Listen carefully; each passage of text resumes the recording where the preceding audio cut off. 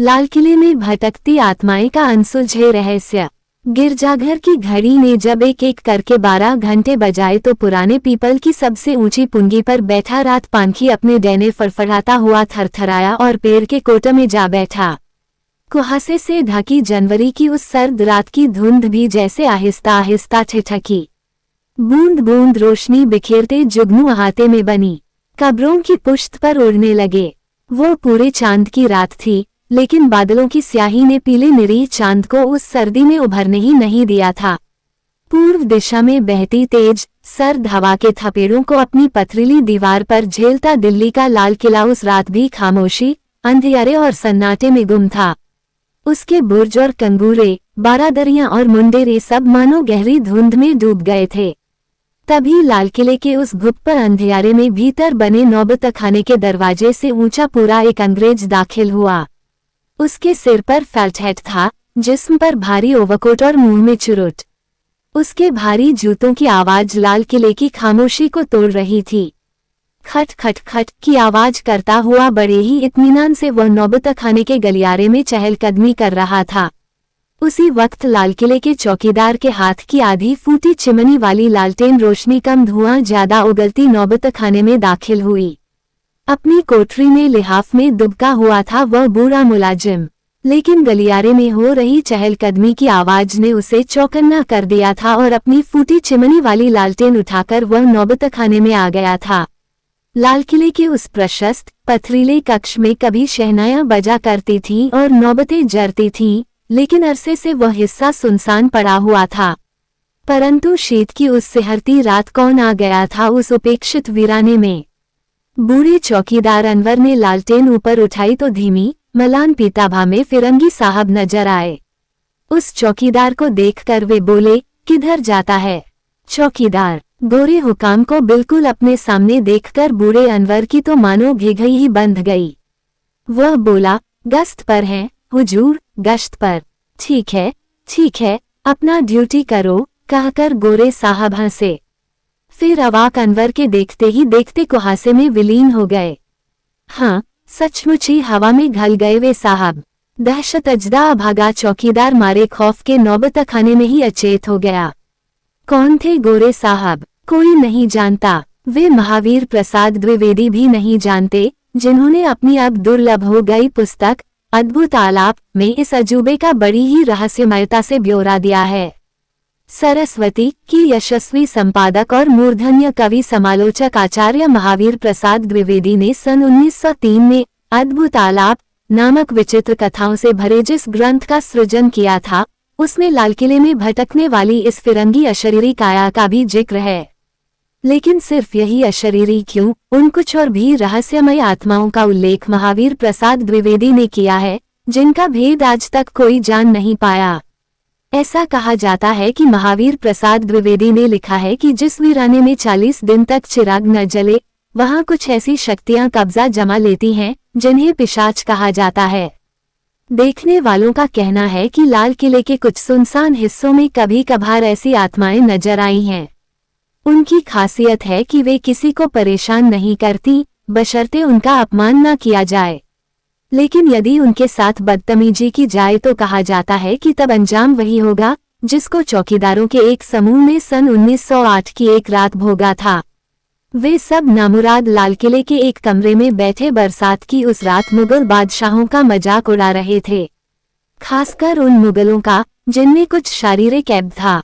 उनमें से एक मुगल शाहजादा यूसुफ बख्त भी था, जो कुछ लंगड़ा कर चलता था।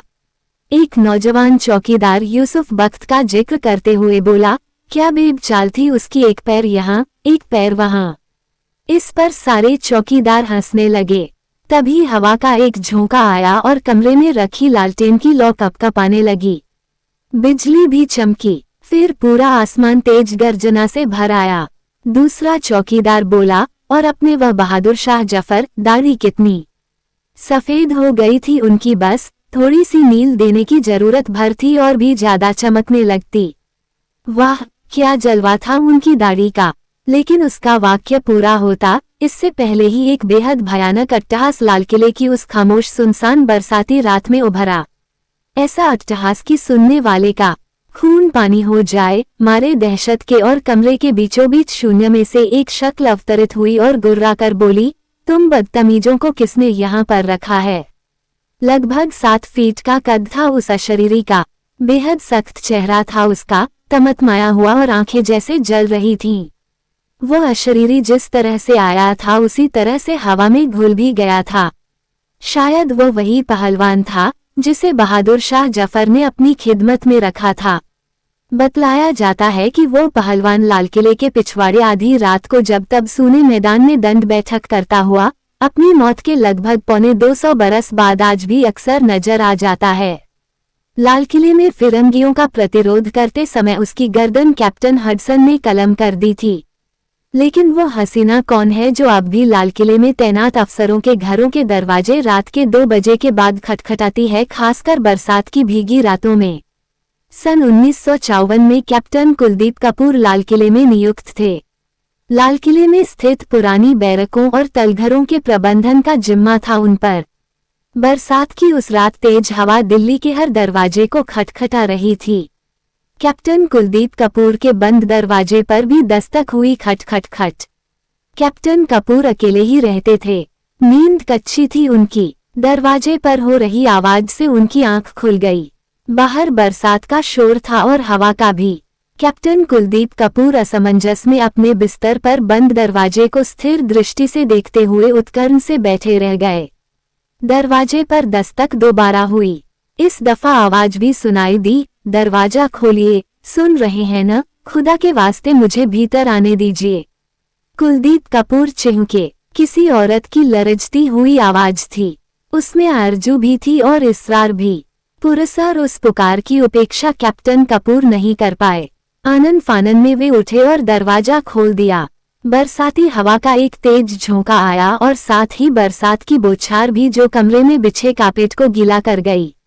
आधी रात के अंधेरे में घुली हुई बरसात की धुंध थी, तब भी बेहद खूबसूरत वही कमुम्र लड़की कैप्टन कपूर को नजर आ गई। वह दहलीज पर अचकचाई हुई खड़ी थी, जिस्म पर बेहद कीमती जरी का लिबास, सलमा सितारा टंकी हुई ओढ़नी, पैरों में बेशकीमती जूतियां। किसी शाही खानदान की लगती थी वह हसीना। उसके कपड़े भीगे हुए थे, दूध और आलते से मिले जुले रंगत वाली देह थी और बड़ी बड़ी आंखें थीं। चेहरे पर झूल आई लिटों से पानी टपक रहा था। कैप्टन कपूर को सामने देखकर वह चिहुकी और फिर परेशान होकर किंचित पीछे हटी। हाय अल्लाह, मैं गलत जगह आ गई। घबराए हुए लहजे में वह बोली, मुआफ कीजिए, आप वो नहीं हैं। और उसने गलियारे में दौड़ लगा दी। उसकी हैरानी परेशान आवाज उस निविड़ रात्रि के सन्नाटे में गूंजती रही, रुकिए मेरे सरताज, में आ रही हूँ।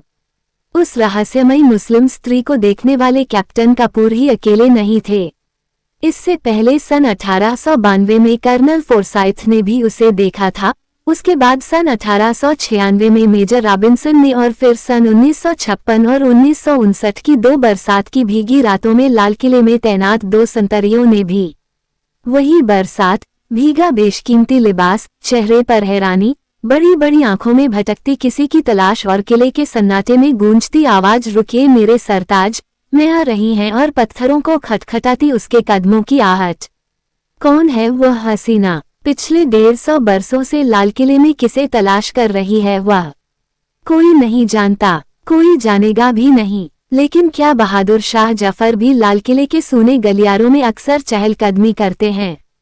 महावीर प्रसाद द्विवेदी ने तो अद्भुत आलाप में अपने अफसर विंसेंट डफ के तजुर्बे का संदर्भ देकर यही लिखा है कि कर्नल डफ झांसी में महावीर प्रसाद द्विवेदी के उच्चाधिकारी थे और तबादले के बाद दिल्ली के लाल किले में तैनात कर दिए गए थे। इसी लाल किले में उनकी गोरी मेम लिली डफ काफी बीमार हो गई थी। उन पर कोई इलाज कारगर नहीं हो रहा था। बेहद परेशान थे डफ साहब। अगस्त की उस काली रात का वाकया है ये। मूसलाधार बरसात हो रही थी, सड़कें सुनसान हो गई थीं, चारों तरफ गहरी निस्तब्धता थी। बेचैन डफ साहब अपनी अधबेहोश पड़ी मेम के सिरहाने से उठकर खिड़की तक चले आए थे। अपनी बीवी की बीमारी ने उन्हें काफी उदास कर दिया था। तभी उन्हें एक आवाज सुनाई दी, फिरंगी साहब, फिरंगी साहब। खिड़की के बाहर से आ रही थी वह आवाज, और फिर वही गंभीर स्वर दोबारा सुनाई दिया, फिक्र मत करो, लो इसे संभालो, सब ठीक हो जाएगा।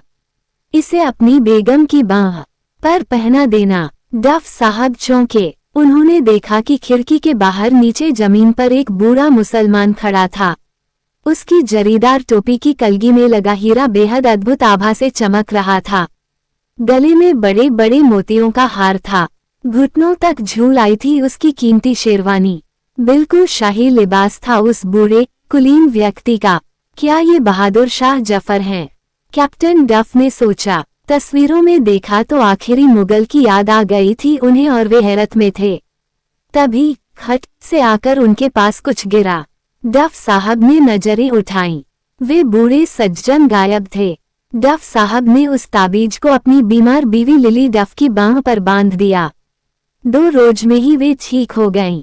लेकिन उसी रात वह ताबीज उनकी बांह से अपने आप गायब हो गया। कहाँ गया ताबीज, पता ही नहीं चल पाया।